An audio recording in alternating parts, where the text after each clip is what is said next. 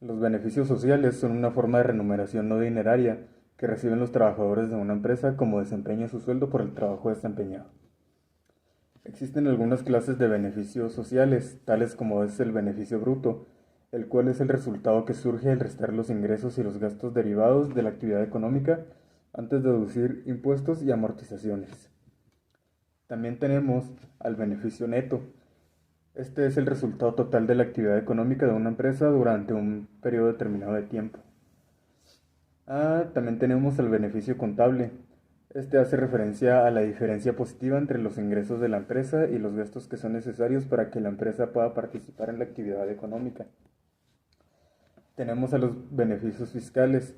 Los beneficios fiscales son el resultado que resta en el impuesto de sociedad después de deducir los impuestos que hay que pagar, dados los resultados de la actividad económica. Hay diferentes tipos de beneficios fiscales, tales son los beneficios por extensión fiscal, por bonificaciones fiscales, por beneficio, por deducciones fiscales. Los beneficios sociales son estrategias utilizadas por las organizaciones para mejorar la relación existente entre los empleados y los colaboradores. Los beneficios sociales son aquellas retribuciones no dinerarias que reciben los trabajadores, independientemente de lo que cobran, como parte de pago de las tareas que realizan, para ahorrarles preocupaciones o para maximizar su salario.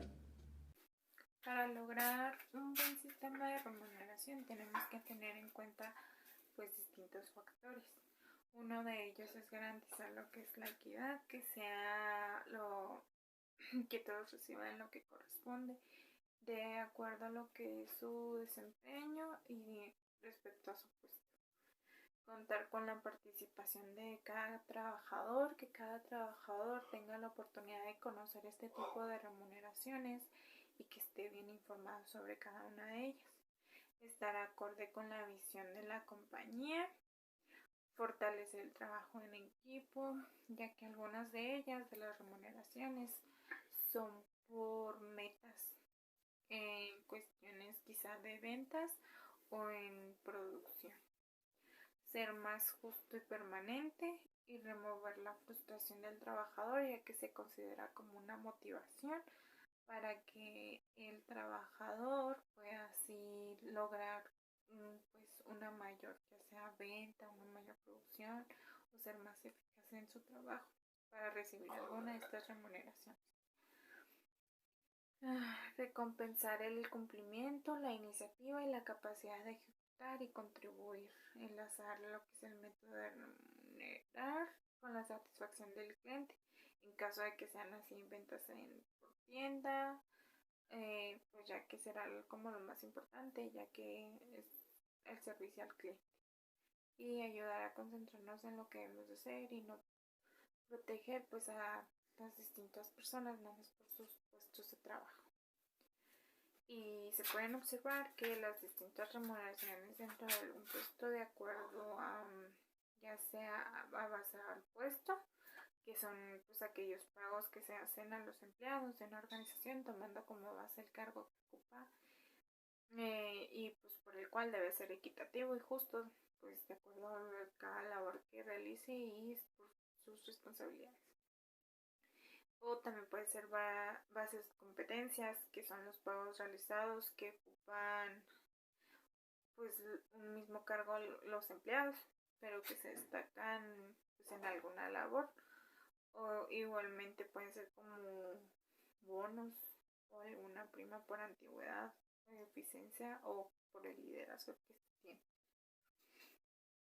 El impacto que tiene la remuneración dentro del clima organizacional y en los costos laborales son muy importantes porque son como compensaciones económicas que pues recibe cada colaborador por los servicios prestados a una empresa y pues está destinada pues al trabajador y a su familia. También dentro del clima pues organizacional se ve el trabajo en equipo y pues también se enfoca mucho en el individual, ya que puede ser como los trabajos en equipo cuando se realizan ventas o se les tiene una meta en común para llegar y se les da un incentivo, o ya sean las comisiones también cuando son individuales al llegar a la meta que se tiene que cumplir.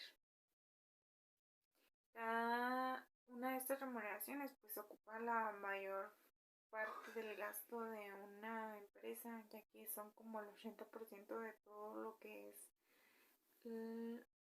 pues toda la capacidad monetaria.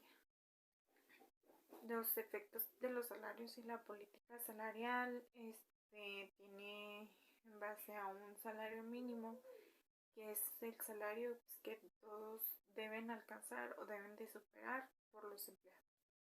Y pues dentro de la política salarial podemos encontrar la clasificación de detalles salarios en cada escala de cargos dentro de la organización.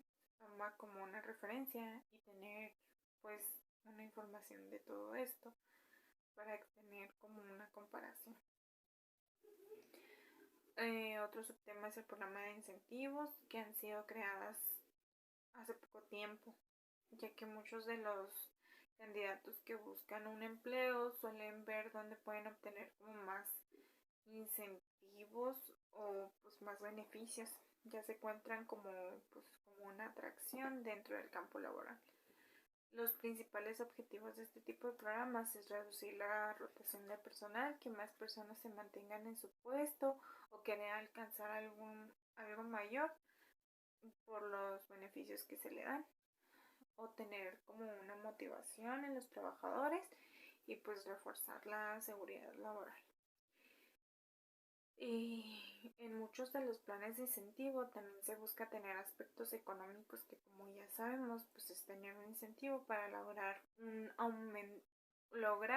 aumentar más su salario, pero también se realiza en el aspecto social, pues donde también se busca brindar al empleado pues como un incentivo, algún apoyo, ya sea para brindar atención a su familia, brindando condiciones de diversión, ya sea también recreativos. Y pues para realizar uno de estos planes de incentivos, el primer paso pues es dar a conocer a todos los trabajadores, además de sus responsabilidades, pues los derechos que corresponden como efecto de las condiciones que tienen en una empresa. Igual las características o todo lo que conlleva tener un plan, pues son costos del programa, la capacidad de pago, pues las necesidades reales que tiene la empresa, el poder del sindicato, relaciones públicas de la institución, nivel de responsabilidad social, reacción de la fuerza laboral. Contratación de personal. ¿Qué es la contratación de personal? Es básicamente la etapa final del reclutamiento y selección de las personas que son idóneas para determinado puesto de trabajo. Una vez que se haya concluido esa contratación de personal, pues se deben seguir ciertos lineamientos para cumplir con el reglamento o la normatividad mexicana. ¿Y cuál es esta normatividad mexicana? Pues básicamente es el marco jurídico en materia laboral en nuestro país, que se rige básicamente por la Carta Magna, que es nuestra Constitución mexicana, que es la normatividad suprema y está por encima de reglamentos, leyes y tratados. En el artículo 123 de nuestra Constitución nos establece y nos señala qué es el trabajo, que básicamente lo reconoce como un derecho, por lo cual dice que todo mexicano tiene derecho a un trabajo digno y que sea socialmente útil. Este artículo 123 constitucional se divide en dos apartados, apartado A y apartado B. Dentro del apartado A se maneja el régimen laboral o la relación laboral que existe entre jornaleros, trabajadores, empleadas domésticas, básicamente de carácter privado. Mientras que en el apartado B se rigen las relaciones laborales que existe entre los trabajadores del poder de la Unión y sus empleados. Por ejemplo, dentro de los poderes de la Unión pues está el poder ejecutivo, legislativo y judicial. Y para que funcionen esos tres poderes pues necesitan de empleados o trabajadores. Y ellos no se rigen con la relación individual de trabajo normal, sino con sus propias relaciones de trabajo. Si hay una controversia entre los propios trabajadores por ejemplo, del Poder Judicial, algún juez, algún escribiente con algún superior, este no se va a la Junta de Conciliación y Arbitraje de manera privada, o no se va a algún tribunal federal laboral, sino que tienen dentro de su ordenamiento ciertos lineamientos para resolver sus problemas. Entonces tenemos que el apartado B básicamente regula la relación entre particulares o privados, por así decirlo, y el apartado B pues entre los trabajadores del gobierno. Entonces vamos a definir qué es el derecho laboral. Básicamente derecho laboral es todo aquel conjunto de normas jurídicas que regulan la relación que existe entre los sujetos. Uno es llamado trabajador y el otro patrón. Pues obviamente esa relación existe de suprasubordinación por parte del patrón hacia el trabajador. Para tal caso necesitamos definir qué es el patrón, y de acuerdo a la Ley Federal del Trabajo en su artículo 10 dice que patrón es cualquier persona, ya sea física o moral, que depende de otra persona para la prestación de un servicio, para la utilización de un servicio más bien, mientras que el trabajador es toda persona física que le presta un servicio a una persona, ya sea física o moral, esto a cambio de una retribución. Artículo 8 de la Ley Federal de Trabajo.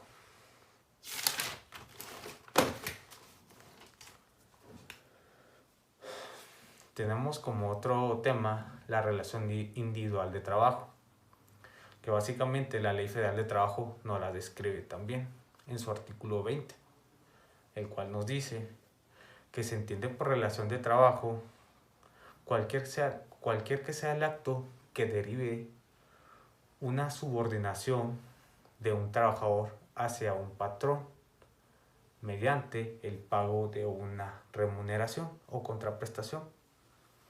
Aquí la palabra clave es subordinación, porque muchas veces se excusan los patrones en que como tal no existe contrato de trabajo, pero esta persona a lo largo de, 10 años estuvo subordinado al patrón.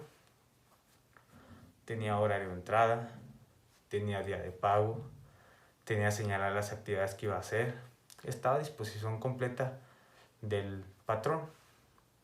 Pero los patrones se escudaban en que no existía como tal formalidad de un contrato escrito. Pero la Suprema Corte de Justicia ha sacado diferentes jurisprudencias donde nos hace ver que no es necesario tal formalidad para hacer validar o hacer valer los derechos del trabajador. Y en caso de que existe esa falta de formalidad, es imputable completamente al patrón, más no al trabajador. Entonces, tenemos que existe el contrato y sus modalidades. Como tal, en el tema nos lo señalan como tipos de contrato, pero pues básicamente existen dos, que es el contrato individual de trabajo y el contrato colectivo de trabajo. Que el segundo, el colectivo, no nos acontece en este tema, solamente el contrato individual de trabajo, que ese se derivan distintas modalidades, que a continuación las veremos.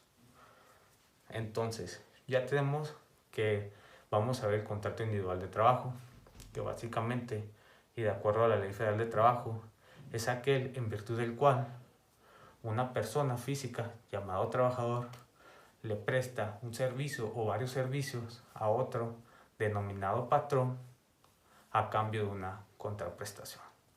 Remuneración pecuniaria, en pocas palabras. Se presume, como lo mencionamos previamente, se presume la existencia de la relación de trabajo aún y sin la existencia de un contrato por escrito. Como le comentaba, si llegara a faltar esa formalidad, pues es imputable al trabajador, al patrón, por lo que el trabajador no queda exento de sus derechos. Las condiciones de trabajo se harán constar por escrito, que será el contrato. Tratándose de manera individual, de un contrato individual de trabajo, se hará por escrito en dos variaciones. Una se le entrega al trabajador y otra al patrón, que en la realidad pues no se efectúa, simplemente firma el trabajador y el contrato se lo queda el patrón. Dentro del contrato debe contener ciertos requisitos. Como el primer requisito tenemos que debe tener la identificación de las partes. ¿Qué quiere decir? Pues identificación del patrón y del trabajador, nombre, sexo, edad, registro federal de contribuyentes, CUR, etc. Cualquier dato que nos permite identificar a persona determinada. Como segundo requisito del contrato, tenemos ahora sí manifestar qué modalidad de contrato es decir, si es por hora alzada, si es por tiempo determinado, si es por tiempo indeterminado, si es por obra determinada, si es por contrato a prueba o si es contrato de capacitación. Sencillo. Por tiempo determinado se puede señalar que voy a realizar un trabajo o prestar un servicio en 3 meses o 9 meses, que es lo más común. ¿Por qué? Pues porque la persona que cubría ese puesto pues se embarazó y durante 9 meses queda vacante su lugar. Y se establece claramente en el contrato que durante 9 meses se va a requerir ese servicio. Por ende, al 9º mes se concluye la relación de trabajo. Por hora determinada, me mandan a hacer a mí una casa, yo contrato a determinados contratistas y les solicito que la realice, básicamente. Por tiempo indefinido, que es el más común que se utiliza en México, por así decir, o el que conocemos como plaza. Ya tienes tu plaza, pues ya cumpliste con contrato de tiempo indeterminado, que se llega a utilizar más de 180 días, ya se le tiene por entendido como contrato por tiempo indeterminado. ¿Por qué lo menciono? Porque en los contratos de prueba y en los contratos de capacitación los patrones llegaron a abusar de este término. Por ejemplo, contrato de prueba, pues normalmente son de 30 días. Y lo que hacían los patrones es que renovaban cada mes ese contrato. Es decir, siempre pretendían que tuviera prueba ese trabajador. ¿Para qué? Pues para así deslindarse de ciertas prestaciones que tenían que cumplir con el trabajador. Nuevamente, debido a esta realidad que estaba sucediendo, la Suprema Corte pues decidió regularizar esto, y la ley ya nos manifiesta que a partir de 180 días ya se tiene como contrato de tiempo indeterminado. Es decir, si a mí me están renovando cada mes un contrato de prueba, a partir de que se cumplen los 180 días, pues ya entra automáticamente pues como tiempo indeterminado. Claro, eso tendremos que ejercerlo por otros medios en caso de ser necesario. Entonces tenemos identificación de las partes, el tipo de modalidad de contrato. Como tercer requisito tenemos el servicio que se prestará. Básicamente, ¿cuáles serían nuestras funciones como trabajador para ejercer? Número 4, lugar donde se llevará el trabajo. Esto es muy importante porque nuevamente los patrones aprovechaban con anterioridad de esto. Pues me mandaban un trabajo que te realizas determinada actividad fuera de tu lugar de trabajo. No está permitido, que se usa obviamente, pero no está permitido. Por eso en el mismo contrato se debe establecer el lugar de trabajo, oficinas por ejemplo, o obra incluso. Como quinto tenemos la duración de la jornada laboral, que en México no puede exceder de 8 horas. Si excede de esas 8 horas, pues ya se te pagarían horas extras. Y dentro de esta jornada laboral de trabajo, pues está la diurna, la nocturna y la mixta. Forma y monto del salario. Básicamente lo que se te va a pagar o remunerar a cambio de la prestación que estás realizando. Y día de pago. El día cada quincena o cada mes o veintena, dependiendo de la zona de trabajo. Como octavo requisito entran otras condiciones de trabajo: aguinaldo, vacaciones, días de descanso, días de asueto, vaya. Otras condiciones que pactan entre el trabajador y el patrón. Y por última, y la más reciente por así decirlo, designación de beneficiario.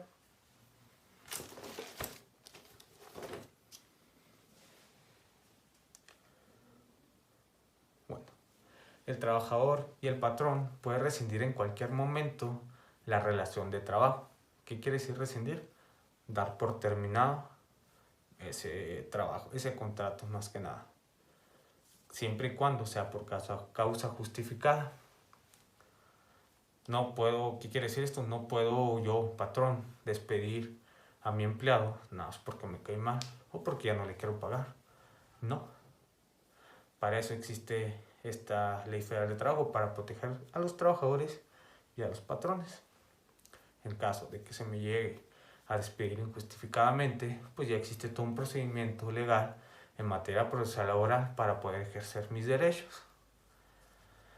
Que actualmente en el derecho laboral procesal se encuentra una reforma, ya que previamente, o en la actualidad, por lo menos aquí en el estado de Chihuahua, no existían los tribunales de trabajo.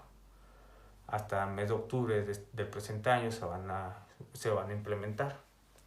Pero por lo pronto, antes de octubre del presente año, ante cualquier controversia tenemos que acudir ya sea a la Junta de Conciliación y Arbitraje del fuero local o la Junta de Conciliación y Arbitraje de manera federal,